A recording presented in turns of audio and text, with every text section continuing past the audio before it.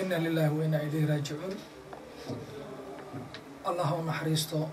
ولا لهم صحفيين الصومالية مالين والبلغوا جماعة مقالة مقدشة هدينا نهاي بعض الصحفيين الصومالية كوفر أفريقيا سجاسة وحنا آد قمر ويسنا هاي والبهار يولع بدن عن كموجيننا ديلك برير كاي مالين بعض الصحفيين الصومالية اللي ولا كايو شلي وحنا مقالة مقدشة سب برير أهله ودلي الله نحرسته يوسف فري وهاليي صحافة إن بدنا بها صحافة الصومالية قرب يقعن كسيجر لنا عتبة برضه إن بدنا كشقي جري راديو مقدشو أهانا أضي صحافة إن بدنا صحافة إن كدح مقضي وحنو لنا هاي الله نحرسته إسلا شلي قبل لعي أي دلين كوحا دلياش ورياشة الله نحرسته ولكن محمود بونيسته وها nin suxufiyiinta Soomaaliyeed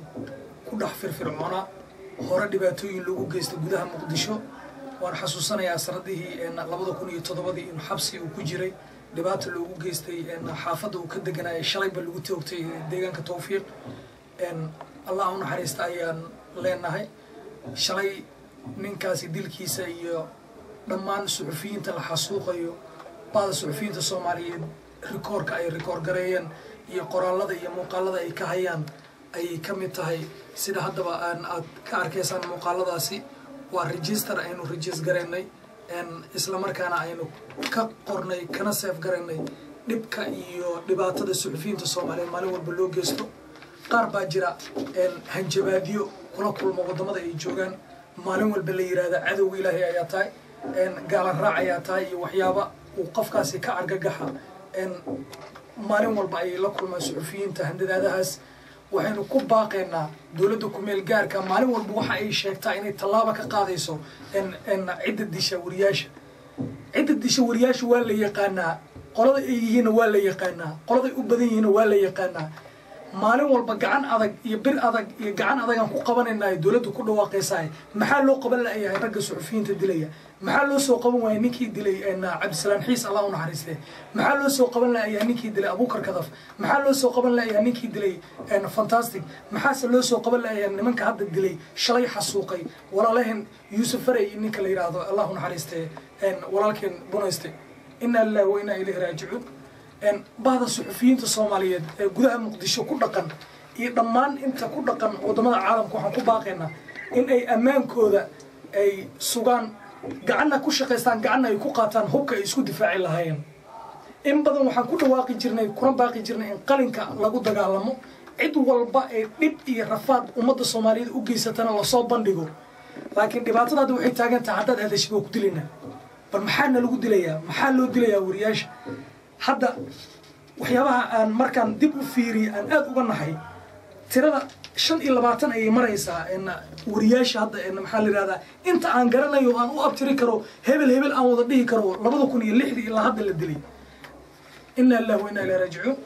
Allah u naxariisto wariyaasha goobtan ku qoran sida Allah u naxariisto Maxamuud Ali Bonayste VOD ayuu ka shaqeey jiray Nairobi ayuu dhawaan ka laabtay shalay ayaa la dilay magaalada Muqdisho lagu dilay Yuusuf Ali Faray radio Muqdisho ka howlgali jiray wasaaradda warfaafintana howlwadan culus ka ahaa 12 bisha Agoosto 2012 la dilay Muqdisho lagu dilay shalay ahayd Ahmed Abdo Canshuur Shabeelle radio ayuu ka shaqeyn jiray 24 bisha May 2012 ayaa la dilay Farxaan James Abdulle waxa lagu dilay magaalada gaalkacyo wuxuuna ka shaqeyn jiray radio daljir bishii May ayaa isaguna la dilay labadeedii Mahad Salaad Aadan Shabeelle radio ayuu ka shaqeyn jiray 5 Abriil 2012 ayaa Beledweyne lagu dilay Ali Ahmed Abdi gaalkacyo ayuu ka shaqeyn jiray radio gaalkacyo iyo Puntland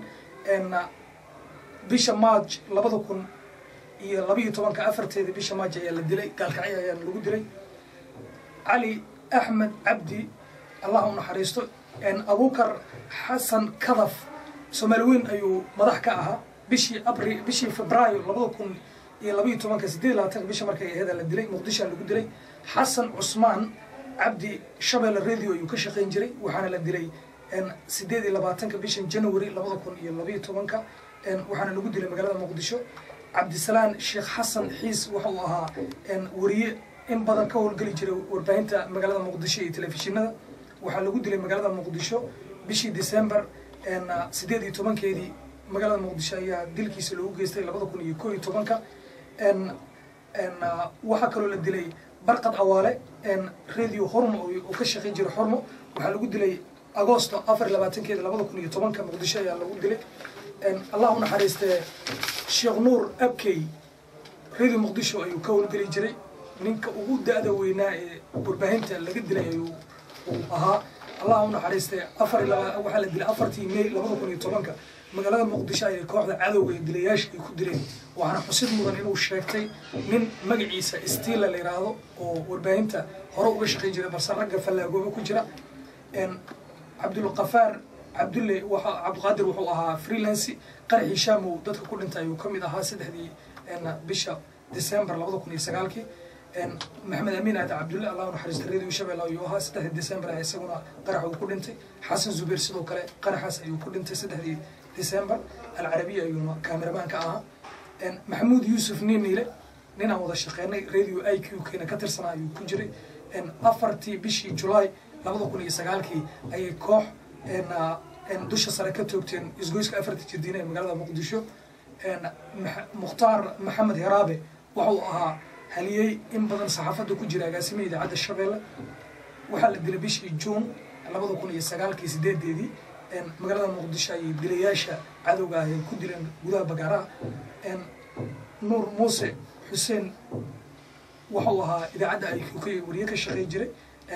26 bisha May 2009 ayaa lagu dilay magaalada Beledweyne Cabdisaaq Warsame Gaadaco Allah u naxariistay saaxiib aad u weyn ayuu ahaa radio Shabeelle ayuu ka shaqeey jiray bishii May 2009 ayay kooxaha dilayaasha dileen الله ونحرسته سعيد تالي الأحمد وها هليي صحافات إن بدنا صحفيين تصومالي كده مقدل بشي فبراير لبضو كوني سجال كي مقدشو قدلين حسن ميو يا كمل هالرجل الدلي وحلو قدلي إن دقمة أفقوية الله ونحرسته إن نستيع داير مقالة إن كسمايا يا لو قدلي إن عبد القادر مع هاد كسكي يا كمل هالرجل الدلي لبضو كوني اللي حدي أي بار لو قدلي بشير نور جدي صباح ذي بكارة الود لي تذكي جوجي إيريا ذا كده ومن كم لها الله ونحرسته ضمان ورياش إلا هذا الشن إلا باطن كاسي مرايا مسيو ذكر هذا وحنكو باقية بعض الصحفيين الصوماليات إن أمني جودا يدبك هيستدر تود إن أمان كودا أتكيان وحول بي أمان كودا يكسو الكران إن يكسو قعنا يكوش قيستان قعنا يسكو دفاعان الله نحرسته يا لنا وحسوق لو سو جيستي صحفيين تلو قلايو ان dhibaatada ugu badan ee hadda Muqdisho ka taagan waxay tahay qofkan haduu siyaasi u yahay siyaasadina uu ku jiro kama badbaadaysid qofkan haduu diin sheeganayna kama badbaadaysid wax kama aan iraahdo ma garanayo Allah naxariista Allah dhammaan wariyaasha Soomaaliyeed la xasuuqay inta wariyaasha magacooda ku hadashana waxaan ku baaqayaa bahda suxufiyiinta Soomaaliyeed